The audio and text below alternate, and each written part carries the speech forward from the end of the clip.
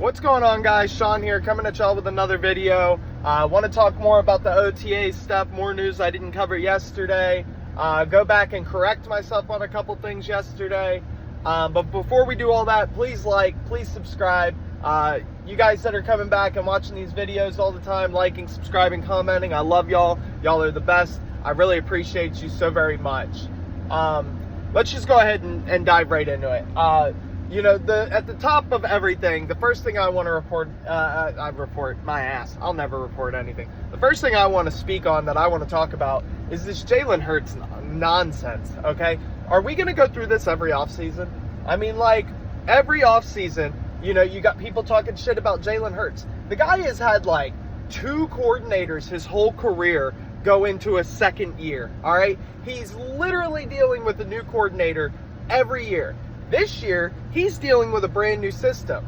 And yes, a brand new system. I don't believe none of the bullshit that Nick Sirianni has anything to do with this offense. He was hired to be a motivating head coach. That's exactly what he needs to be. Shane Steichen was the guy, and now I almost called him Keenan Allen. Kellen Moore is the guy now, okay? And it's just that simple. Kellen Moore is going to completely change this offense. So therefore, he is going to challenge Jalen Hurts with things that he's not been doing the past couple years, that he's maybe never done or not done as much as you would like a quarterback in the NFL to do. We all knew that there were glaring weaknesses in this offense. The middle of the field was never targeted. Middle linebackers that played against us knew that they could just run to the sideline because it was going to be some sort of out route for Jalen Hurts every time. This is nothing new. Every year, ESP comes out with these completions and attempts and touchdowns and picks for Jalen Hurts. It's bullshit. All right, there's no context to what he's doing. He does it for clicks, and you guys are just feeding into it. It's just so ridiculous. I really just don't understand it all.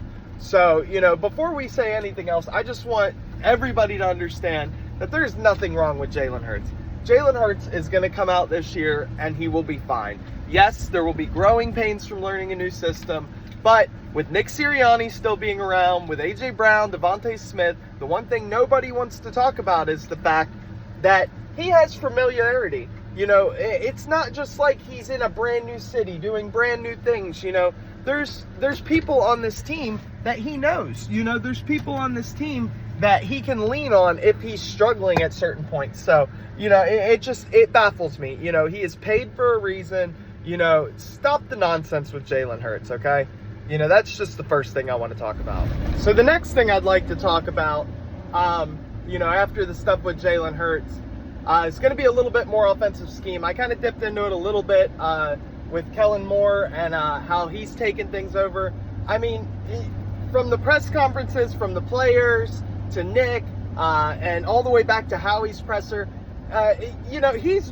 Nick is not in control anymore. He is strictly a motivator. He is here to keep this team hyped. I seen someone post on Twitter the other day, they took a clip of Nick talking about how we got your best player, and you know what I'm talking about. If you know, you know. That clip they took, and they're like, I was really hoping this shit was going to stop last year. Well, Nick's not a fucking strategist, okay, for starters. So, and, he's not a team builder. He's a fucking motivator. He is a motivating head coach. He is here to talk shit.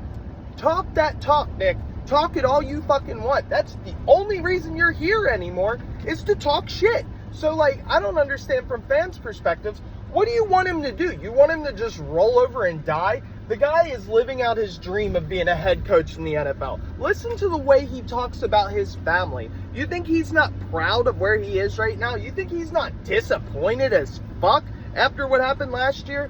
No.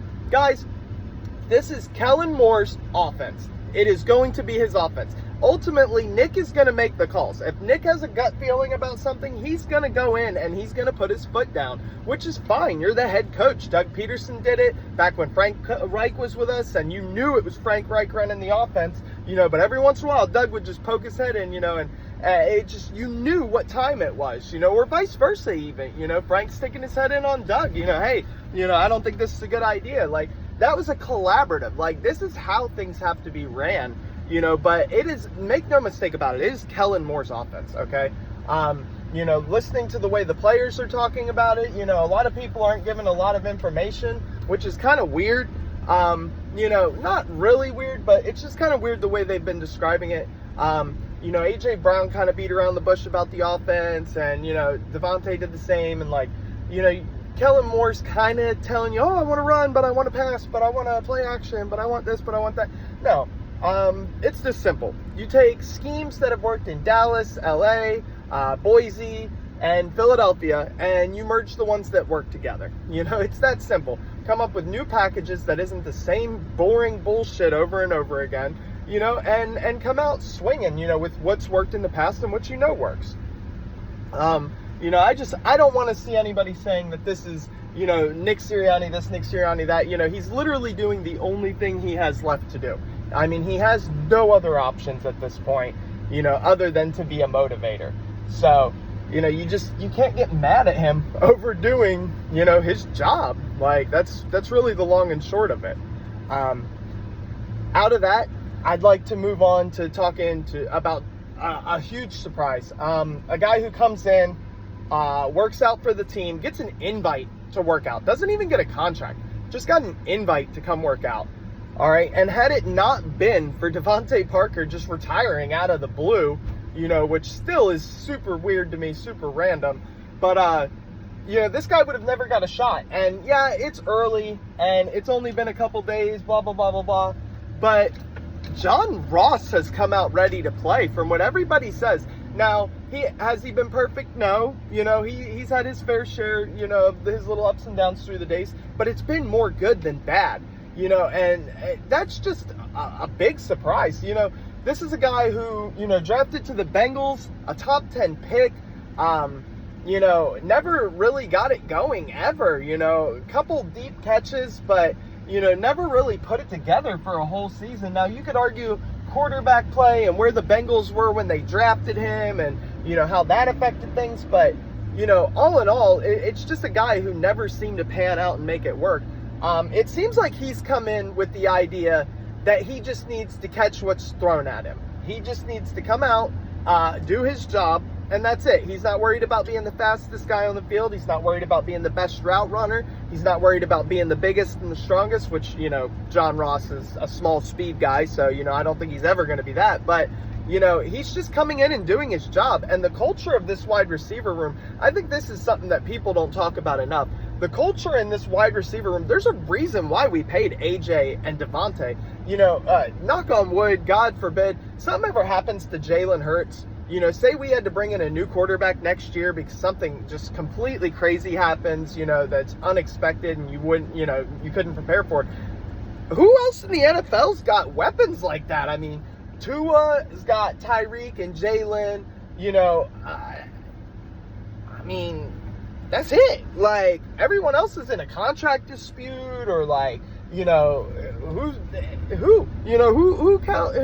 going to do what these two do? And it's not just, oh, the numbers and touchdowns, because everyone wants to hit you with that. No, it's the sheer difference between the two players. I mean, Devontae Smith can be a deep threat. He can be a tactician route runner, and he can be a little bit of a slot guy.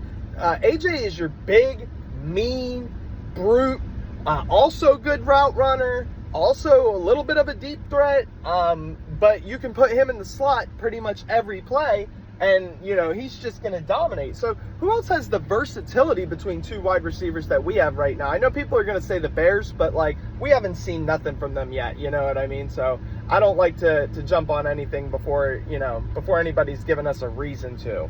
So, you know, all in all, I think the only thing that I really missed is, you know, talking a little bit about Tyler Steen, Cam Jurgens.